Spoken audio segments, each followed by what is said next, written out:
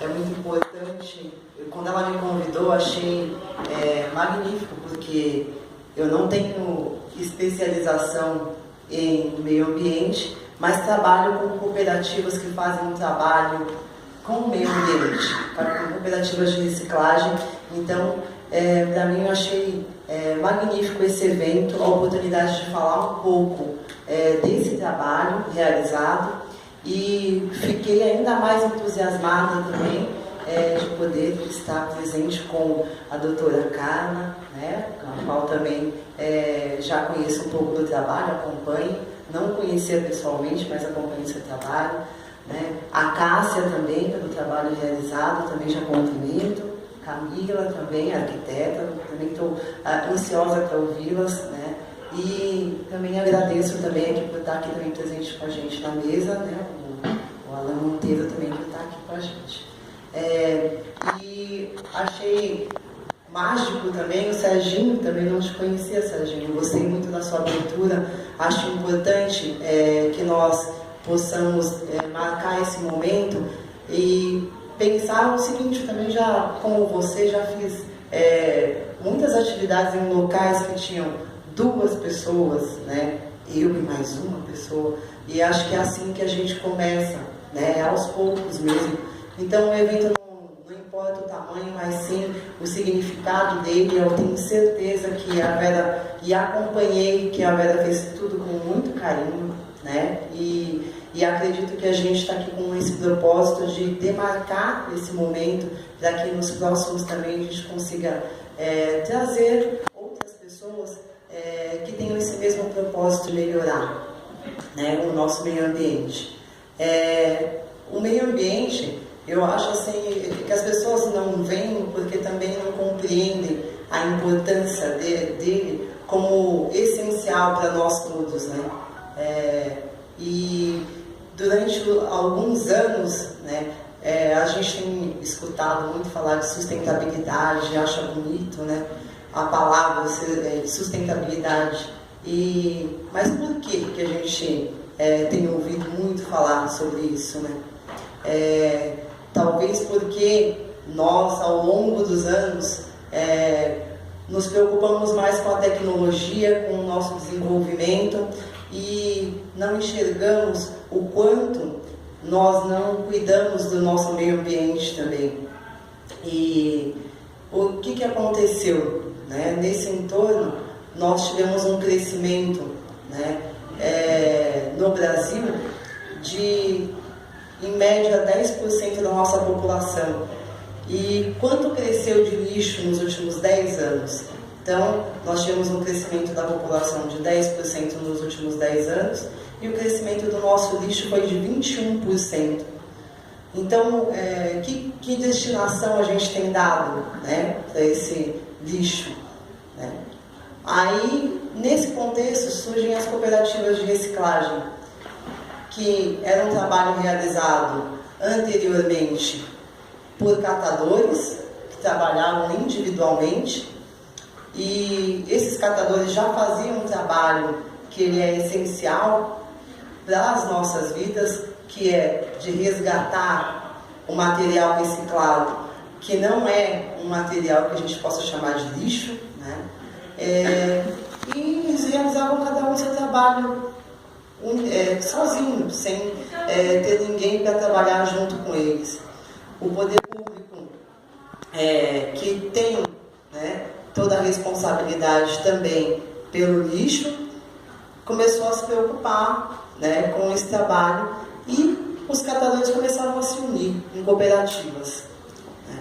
Eu faço um trabalho com cooperativas há mais de 10 anos, e são cooperativas que fazem um trabalho de resgatar não só, né, do meio ambiente, mas também resgatam pessoas que também viviam do lixo. Então, nesse contexto, eles se reúnem e formam cooperativas de reciclagem. Essas cooperativas de reciclagem, elas unem pessoas que vão com o propósito de resgatar o meio ambiente e resgatar vidas, começam a fazer um trabalho coletivo. Em 2010, através da lei de política, né, dos resíduos sólidos, essas cooperativas começam a tomar corpo, no estado de São Paulo principalmente, e o poder público começa a atuar junto, porque essas cooperativas têm uma dificuldade muito grande, né? Apesar de fazer um bom trabalho, sozinhos eles não conseguem, né? Por quê? Porque o montante de material que eles conseguem sozinhos produzirem, eles precisam passar por atravessadores, que a gente chama, que são pessoas que vão pagar por este material um valor muito baixo e acabam explorando essas cooperativas, essas pessoas que trabalham com o material reciclado. Então, eles precisam da ajuda do poder público e, claro, né, das grandes indústrias que também fazem a doação desse material e a venda do material. Então, sem o poder público, essas cooperativas não conseguem sobreviver, não conseguem ter uma retirada, um beneficiamento, né, correto. Então, essas cooperativas, quando elas conseguem ter um aporte do poder público, elas conseguem fazer um trabalho, né, num local adequado, coisa que o catador ele acaba fazendo isso na rua, faz a coleta do material na rua, ele separa na rua mesmo e ele vende para o ferro velho. Por quê? Porque o ferro velho é o único comprador dele. Enquanto cooperativa, quando eles se unem em cooperativa, eles passam a ter uma formalidade, ser uma pessoa jurídica formal e conseguem aí fazer a venda em grande quantidade, passando para as grandes indústrias. Se eles não fizerem essa união, isso porque uma cooperativa de 20, 40 pessoas ainda não consegue reunir o material que as grandes indústrias comprariam, né? Então, precisa-se montar centrais de reciclagens por região que consigam ter um aporte maior de material para que essa venda consiga ser feita em grande quantidade e o retorno financeiro deles consiga ser maior, né, e sustentável também, né? Essas cooperativas, é importante destacar que não coletam só plástico, como eu estava passando agora há pouco antes de começar a palestra, me perguntaram se a latinha era o grande produto de venda, né? Geralmente as latinhas não chegam, né, para as cooperativas. O grande material mesmo é o plástico e o papelão, né? Mas não tem só cooperativas que coletam esse tipo de material.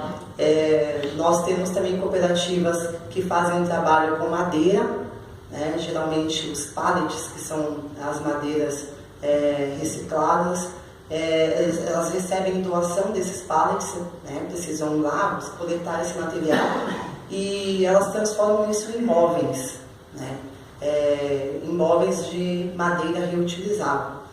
Tem uma cooperativa em Barueri que faz um trabalho bacana e que inclusive tem como cliente a Tokstok, né? É uma cooperativa que já acompanho e que faz um trabalho bacana, manual mesmo, utilizam a máquina para fazer apenas o corte, mas que elas conseguem aí dar uma outra destinação para madeira essa que teria uma destinação incorreta, seria jogada no lixo, né?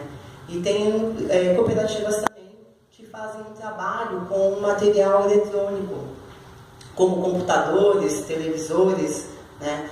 Essa destinação, né, a gente tem que observar que, na verdade, as cooperativas não têm obrigação, né, sozinhas, de dar destinação a esse material. Na verdade, a lei, né, de políticas de resíduos sólidos, ela institui que o próprio fabricante ele precisa dar a destinação correta para todo produto que ele coloca à venda, né? Ou seja, nós estamos numa geração em que a vida útil de um eletrônico hoje, né, não é como antigamente, né? A gente comprava um liquidificador e durava uma vida inteira, né? Hoje você compra 2 anos, já está dando problema, e a gente, quando dá problema, faz o quê, geralmente, né?